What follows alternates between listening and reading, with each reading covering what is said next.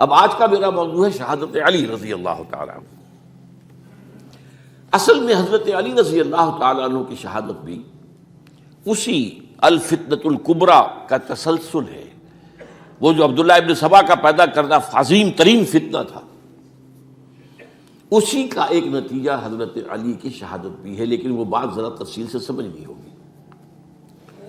اور اس کے لیے میں ممنون احسان ہوں، حال ہی میں ایک کتاب چھپی ہے، ڈاکٹر سید رضوان علی ندوی، وہ محقق ہیں تاریخ کے، انہوں نے بڑی تاریخی تحقیق کے بعد جو باتیں بیان کی ہیں وہ میں آپ کے سامنے رکھ رہا ہوں۔ عرب میں جنوب مغرب کی کونے میں، جہاں یہ یمن بھی آباد ہے، اس کے اوپر نجران ہے، اسی علاقے میں یمامہ کا علاقہ کہلاتا ہے۔ یہاں ایک قبیلہ آباد تھا، بنو تمیم۔ یہ جو لوگ تھے بڑے کرخت مزاج، جنگجو، اکھڑ، ضدی، اور جس بات کو ایک دفعہ مان لے اس پر اڑ جانے والے اور مر مٹنے والے۔ یہیں سے فتنہ پہلا اٹھا تھا۔ سب سے بڑا جو نئے جھوٹے نبی کھڑے ہوئے تھے ان میں سب سے بڑا تو مسیلمہ کذاب تھا، یہی تو علاقہ تھا۔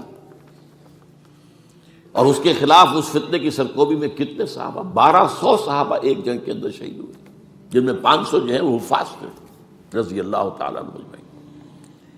تو یہ لوگ جو یہ تھے بڑے زوردار تھے۔ اس قبیلے کے بارے میں حضرت عمر رضی اللہ تعالیٰ عنہ نے ایک بڑی عجیب حکمت عملی اختیار کی۔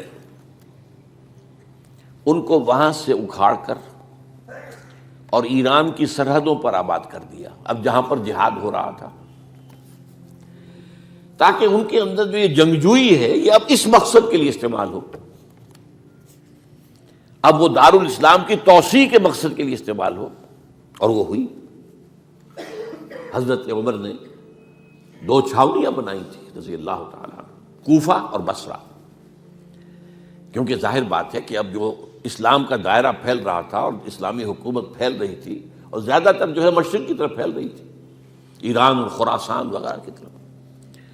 تو اب مدینے سے اس کا کنٹرول اتنا آسان نہیں تھا، فاصلہ تھا، تو چھاؤنیاں بنائیں تاکہ یہ اس سرحد کے اوپر یہ موجودہ مرکز رہے، یہاں فوجیں موجود رہیں، کہیں کوئی بغاوت ہو تو اس کو کچلنے کے لیے وہ قوت فوری طور پر دستیاب ہو سکے۔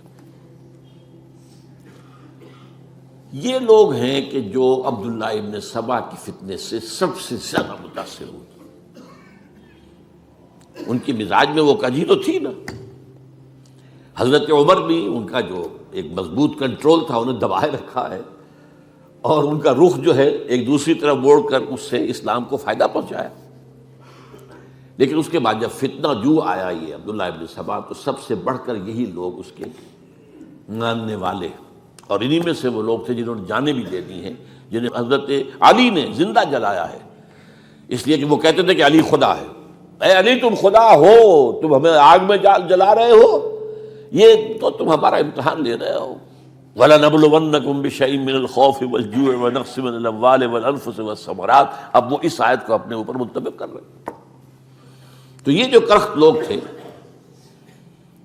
انہوں نے در حقیقت جو ہے عبداللہ ابن سبا کے کردار میں سب سے بڑا رول پلے کیا، اور انہی کے ہاتھوں حضرت عثمان شہید ہوئے رضی اللہ تعالیٰ۔ اور اس کے بعد انہوں نے حضرت علی رضی اللہ تعالیٰ عنہ کو اپنے گھیرے میں لے لیا، کیونکہ انہی کی کثیر تعداد موجود تھی مدینے میں جب حضرت عثمان شہید ہوئے۔ اس کے بعد اب ظاہر بات ہے کہ کوئی نہ کوئی تو خلیفہ ہونا چاہیے تھا۔ حضرت طلحہ سے کہا گیا، انہوں نے معذرت کر لی، حضرت زبیر سے کہا گیا، انہوں نے معذرت کر لی۔ اب ظاہر بات ہے کہ حضرت علی آخر امت کو چھوڑا تو نہیں جا سکتا تھا بغیر امام کے، انہوں نے قبول کر لی، اگرچہ حضرت حسن روکتے رہے کہ ابا جان یہ ان لوگوں کی بیعت جو ہے آپ قبول نہ کیجیے۔ حضرت حسن تو ان میں سے ہیں جو حضرت عثمان کے دروازے پر کھڑے تھے پہرے دار کی حیثیت سے، حسن اور حسین رضی اللہ تعالیٰ عنہ، انہیں تو معلوم تھا فتنہ جو کون لوگ ہیں۔ اس کے بعد حضرت علی رضی اللہ تعالیٰ عنہ نے اسی حکمت سے، جس حکمت کے تحت حضرت عمر نے یہ چھاونیاں آباد کی تھیں، دارالخلافہ بھی مدینے سے کوفہ منتقل کر دیا۔ تاکہ پورے عالم اسلام کو کنٹرول کیا جا سکے اس مرکز کے ساتھ۔ اس کا نتیجہ یہ نکلا کہ اب گویا کہ حضرت علی کے گرد ان لوگوں کا گھیراؤ مکمل، کوفے میں یہی تو آباد تھے، کوفی یہی تو تھے، حضرت عمر نے انہیں لا کے یہاں آباد کیا تھا۔ جب حضرت علی نے کوفے کو اپنا دارالخلافہ قرار دیا تو گویا کہ ان کا پھر عمل دخل بہت بڑھ گیا۔ ایک طریقے سے یوں کہا جا سکتا ہے کہ انہوں نے اب حضرت علی رضی اللہ تعالیٰ عنہ کو اپنے محاصرے میں لے لیا۔ چنانچہ جنگ جمل کے موقع پر یہ ہوا ہے کہ صلح ہو گئی تھی، حضرت عائشہ رضی اللہ تعالیٰ عنہ کے جو نمائندے تھے اور ادھر سے حضرت علی، صلح ہو گئی تھی، طے ہو گیا تھا کہ ہاں قاتلین عثمان کو جو ہے اس کو سزا دی جائے گی، قصاص لیا جائے گا حضرت عثمان کی قتل کا۔ لیکن ان لوگوں نے 10,000 آدمی کھڑے ہو گئے کوفے کے اندر، ہم سب قاتل ہیں عثمان کے، لوگ قصاص ہم سے اگر لے سکتے ہو، جس کے نتیجے میں اور انہوں نے جنگ شروع کر دی۔ اور جب جنگ شروع ہو جائے تو پھر اس کے بعد تو کوئی نہیں دیکھ سکتا کیوں شروع ہوئی، کیسے شروع ہوئی، کس نے شروع کی۔ اب تو یا مارو یا مرو، دو ہی باتیں ہوتی۔ 10,000 مسلمان ایک رات میں شہید ہوئے جنگ جمل۔ اب اس کے بعد حضرت علی رضی اللہ تعالیٰ عنہ کی خلافت جو ہے حضرت امیر معاویہ نے ماننے سے انکار کر دیا۔ جب تک قاتلین عثمان کو سزا نہیں دیتے ہم بیعت نہیں کریں گے۔ یہ نہیں کہ دعویٰ کیا ہو کہ میں خلافت کا حقدار ہوں، یہ نہیں، لیکن یہ کہ آپ کو ان کو سزا دینی چاہیے۔ اب یہ تھا وہ مخمصہ جس میں حضرت علی رضی اللہ تعالیٰ عنہ وہ فرماتے تھے تو میرا ساتھ دو تو میں ان قاتلین عثمان سے سزا جو ہے ان کو سزا دے سکوں۔ ادھر انہیں پتا تھا کہ میں سرنڈر کرتا ہوں تو مجھے علی تک تو پہنچنے کوئی نہیں دے گا، راستے میں ختم کر دیں گے رضی اللہ تعالیٰ عنہ۔ تو یہ پیچ تھا ایک جو ایسا پڑا ہے۔ اب اس میں جب حضرت معاویہ اور حضرت علی کے مابین فیصلہ کن جنگ ہوئی، جنگ صفین جسے کہتے ہیں،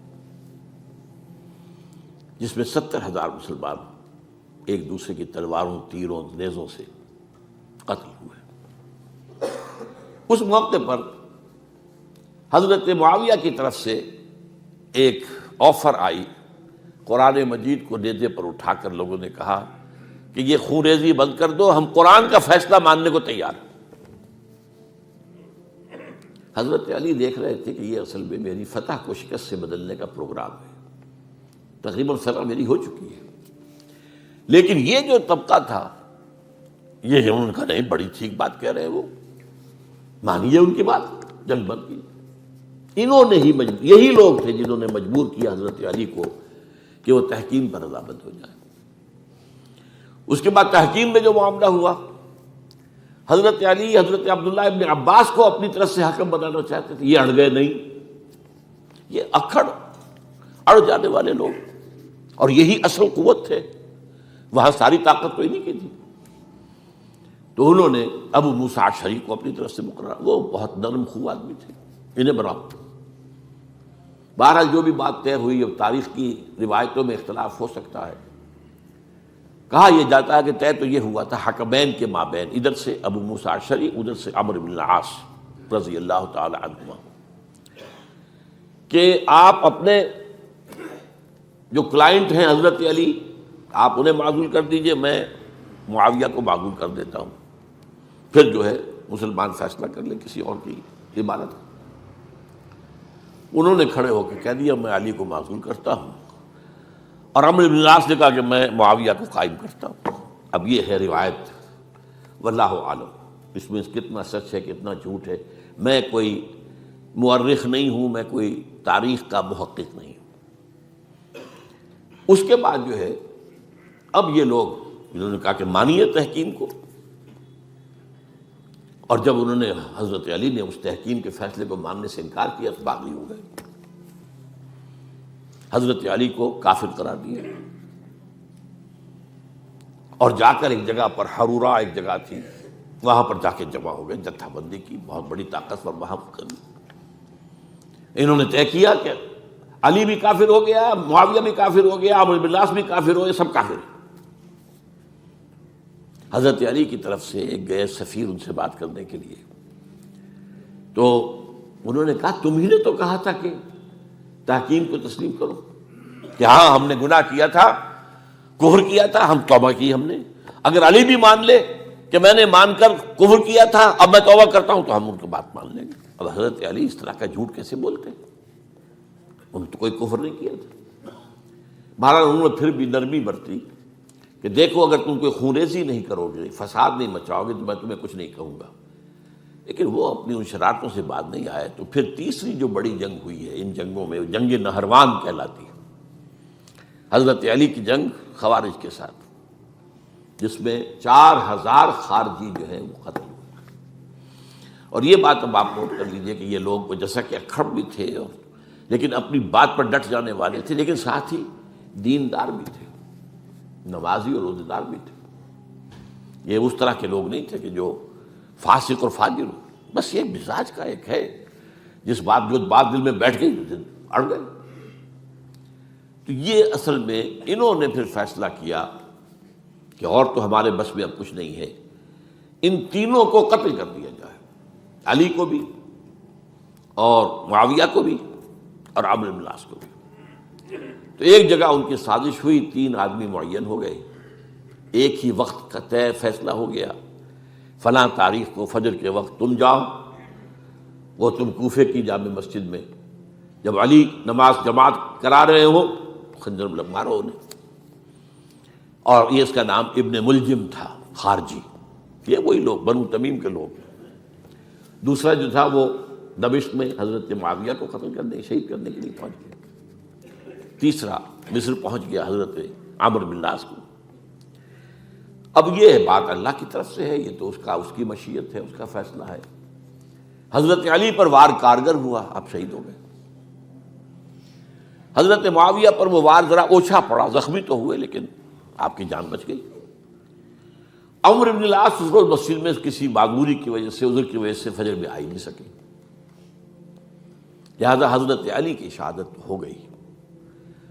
اب یہ ہے اصل پس منظر، کن لوگوں نے کیا شہید اصل میں وہ سمجھ لینے کی بات ہے.